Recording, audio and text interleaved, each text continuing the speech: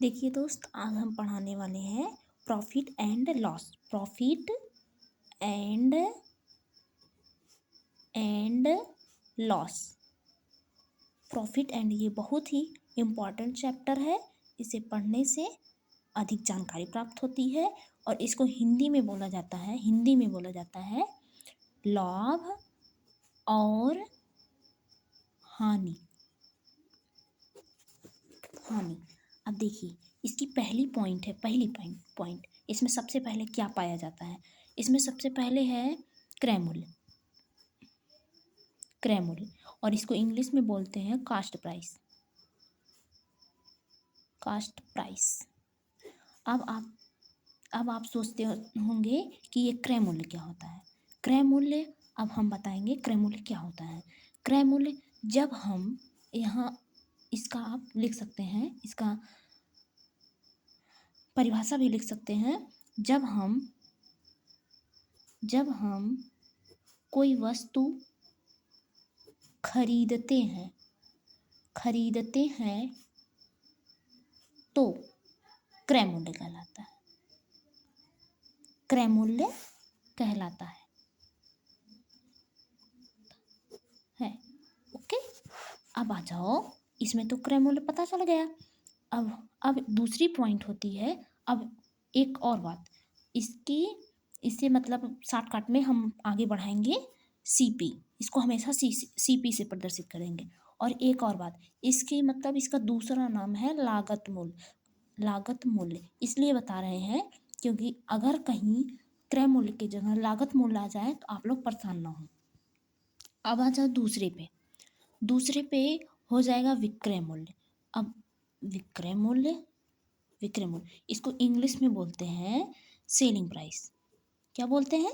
Selling price.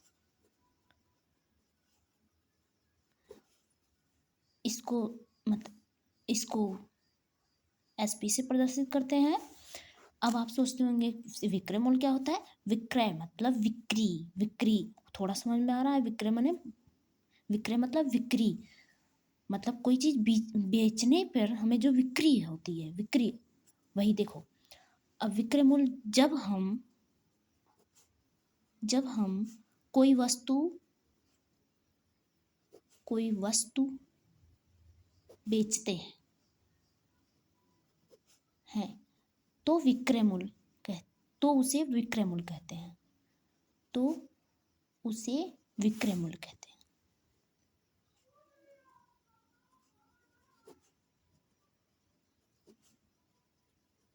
मतलब जब हम कोई वस्तु बेचते हैं, जो बेचने पर जो मतलब जो पैसे प्राप्त होते हैं उसे हम विक्रय मूल्य कहते हैं। और जब खरीदने में जो हमें पैसा खर्च करना पड़ता है उसे हम क्रय मूल्य कहते हैं। अब आ जाओ लाभ।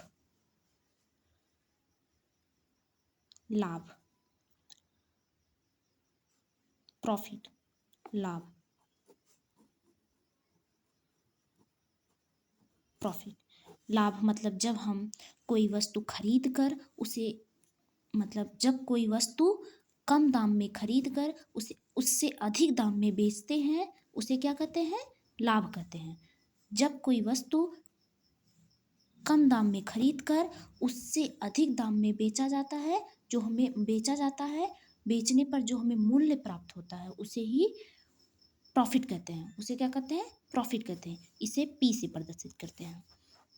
अब जब हमें लाभ प्राप्त होगा तब हमारी सेलिंग प्राइस बड़ी होनी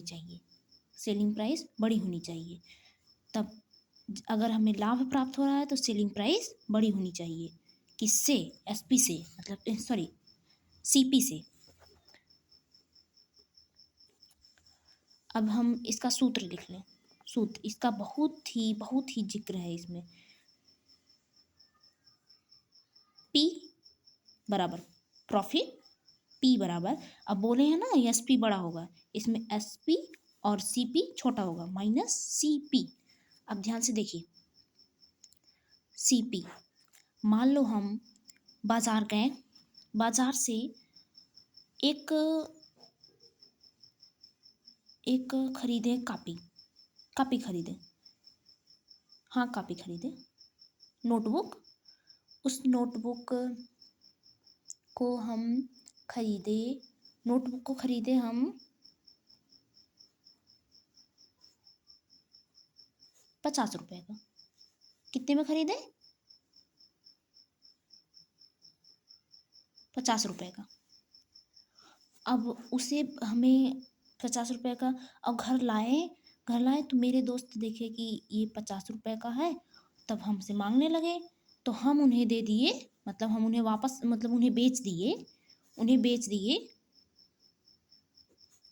उन्हें हम 70 रुपए का, 70 रुपए का बेच दिए। 70 रुपए का जब बेच दिए तो हमें इसमें प्रॉफिट होगा या प्रॉफिट होगा, क्योंकि इसमें बेचने की संख्या बड़ी है, एसपी बड़ी है और सीपी छोटी है। अब हमें कैसे पता चलेगा? उसमें अब सूत्र पे रखने के बाद पता चलेगा। पी बराबर एसपी, एसपी कितना है मतलब सेलिंग प्राइस, यहाँ बोले हैं ना विक्रय मूल्य कितना, जो बेचते हैं उसी को विक्रय मूल्य बोलते हैं, सेलिंग प्राइस। तो एसपी कितना है, बेचा जाता है कितने में, 70, और माइनस सीपी कितने, मतलब जो खरीदते हैं उसे हम बोलते हैं विक्रय मूल्य। तो कितने में हम खरीदे थे नोटबुक को, 50 रुपए में। अब इसको घटा दो, पी बराबर 70 में से डायरेक्ट घटा दो, तो 70 में से 50 जाएगा, 20 बचेगा। यही आंसर हो गया। ओके, इतना समझ में आया? अब हम इसके बाद कल पढ़ाएंगे लॉस। Bye bye.